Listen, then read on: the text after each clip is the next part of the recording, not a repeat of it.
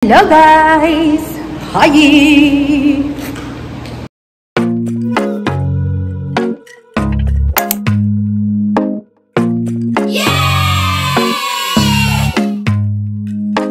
Oras na ba? Alauna. Haggard. Basta mukhang haggard galing ng trabaho. Ganyan talaga. So ngayong araw, excited ako. Actually. Kalimutan ko mag-vlog. Nag-vlog sana ako kanina. Nagluto ko ng itlog sa microwave oven. Effective. Pwede pala. First time ko nagkaroon ng in a long time ng, anong tawag dyan? Ng off na normal. Galing ako ng PM shift. Bali umuwi ako ng 11 PM. So, off ko bukas. Normal off ito siya, guys. Tapos, PM pa ako sunod na araw. Sobrang saya ko. Sobrang saya ko. So, please, I am praying na hindi ako matawag on call kasi gusto kong i-enjoy yung off ko. Ako ay naglalaban ng isang damakmak na labahan. Dami kong labada. Decolor lang yan siya. Doon pa yung putik ko. So, excited ako sa off ko, guys. As in.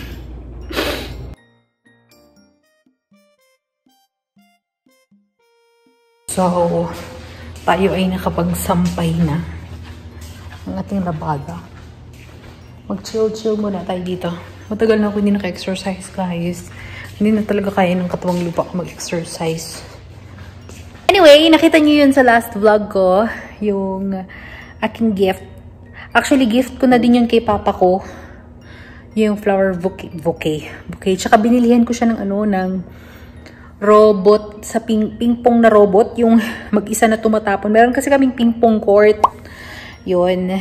So, yun yung magiging niya. Parang, ewan ko, ganap niya. Binilan ko siya ng ping-pong. Parating na galing China. So, yun yung pinaka-main gift ko kay Papa. Tapos ngayong araw, nag-message yung kapatid ko kasi nasira na talaga yung phone niya. Supposed to be, cellphone talaga yung gift ko sa kapatid ko. Kasi lang last month, nagbago isip niya. Sabi niya, okay pa naman daw. Pero ngayong araw, wala na, off talaga. So, bibili siya ng phone today. And magkakaroon tayo ng Little Bro camera, Little Bro vlog na nag-insert yung last ko, yung kapatid ko yung nag-video. So, kung anong cellphone na binili ng kapatid ko, i-insert ko siya ngayon. Hello everyone and welcome to our short video. Review video po siya ng bagong cellphone ko po na binigay po, gift po na aking kapatid. Siya po, ang brand po ng phone ito is Vivo, under sa V-series. O nakuha ko po is yung ating Vivo V29. Ayan. So, sa mga mayroon ng alam dyan sa review, so ito po yung phone na binabili ko po na sponsor po ng kapatid ko. Meron siyang processor na Snapdragon, RAM na 12 plus 8 ang RAM niya, plus ang kanyang GB storage is 265 GB po ang storage. Tsura ng kanyang phone. So, ayan po, kita-kita niyo po, no? Yan po ang Vivo V29, no? Siya po yung bagong labas ni Vivo. This month lang po, ayon sa seller kanina, sabi. So, si Vivo V29 po is curved yung kanyang screen. Ayan, compared sa ating ibang cellphone na flat screen, si Vivo V29 po, ang kanyang screen is curved. Ayan po. Pansinin niyo po yung gilid niya. Ayan po, ayan. Sa camera naman, no? Dito sa camera, napakaganda ng kanyang camera. As in, no? Yung kanyang portrait mode, talagang nagkaroon ka ng makeup kahit wala ka namang makeup, no?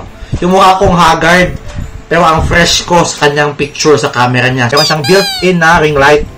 Yan. Besides doon sa kanyang flash, kasi yung flash niya, meron din naman siya ito sa taas, yung kanyang flash. Pero kung gusto mo nang mag-picture, no? Na parang studio type, no? Meron po siyang built-in na, ayan, ring light. Ito po yung color na nakuha ko. Ayan, medyo bluish na siya. So, kung gusto nyo malaman ang price niya, meron po din sa Google. Kanyang standard price. So, po. Ayan, no? So, ito si Vivo V29. No? So, ipapakita ko sa inyo sa sample video ko po yung specs ng kanyang camera nung ganda ng Aura Light. Aura Light po kasi yung ring cam. Aura Light po yun siya. So, ayan po. So, as you can see po, yung ilaw po is off ko. So, ngayon po, ako po ay nabibideo gamit nung built-in Aura Light po ni Vivo V29. So, as you can see po, napakaganda po, no? Kahit naka-off yung ilaw, ang ganda pa rin ng quality ng video. At masyadong, hindi rin masyadong bright. Tama-tama lang, as you can see. Tama-tama yung ilaw, no? kuwang-kuwa yung imahe mo. It's either video or picture. And ganda pa rin ang quality ng video. Ayan, no? Back cam po itong gamit ko ngayon. Kasi nga, ito pong Aura Light po isa sa likod ng camera. Sa likod po ng ating phone. So, applicable lang siya kapag tayo po ay nang gumagamit ng back cam. Ang ganda rin po ng kanyang pictures, ang kanyang portrait mode, and overall quality ng kanyang camera is talagang top notch po. Ang ganda po talaga. Really?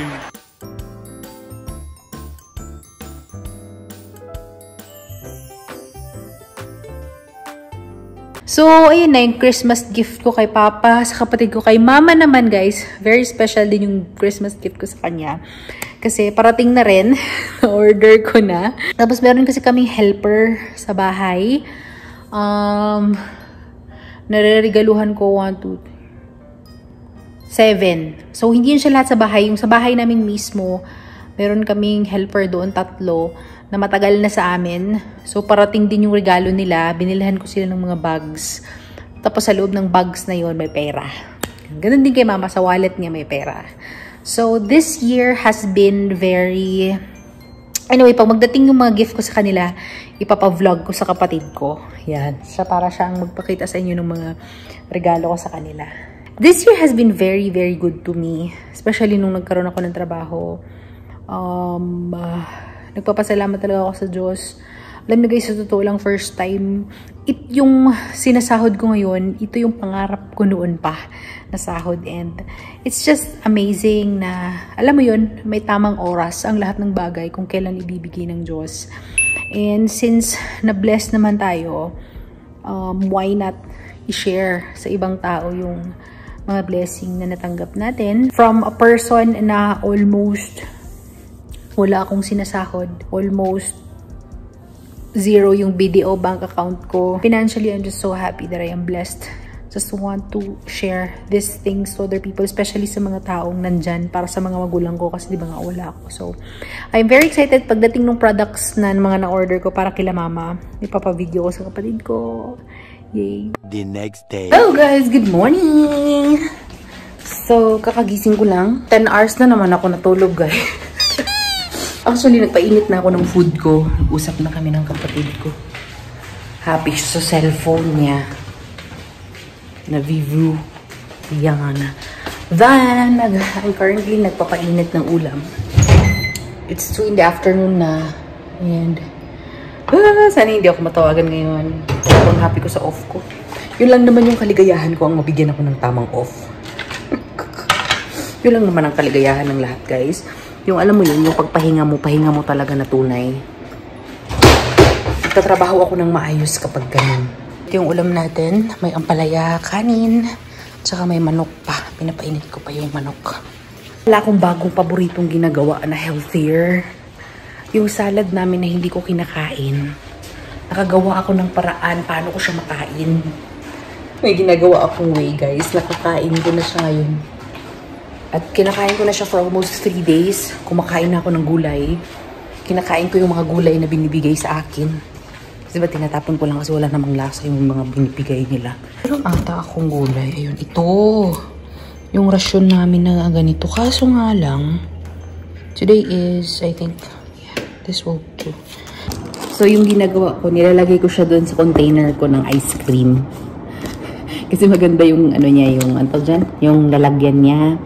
So, ilalagay ko dito yung yung salad. Tapos, lalagyan ko siya ng salt and pepper. Tapos, shake mo.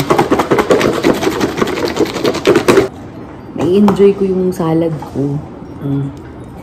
Yan, so, minsan may time kanin, tsaka ito lang yung kinakain ko.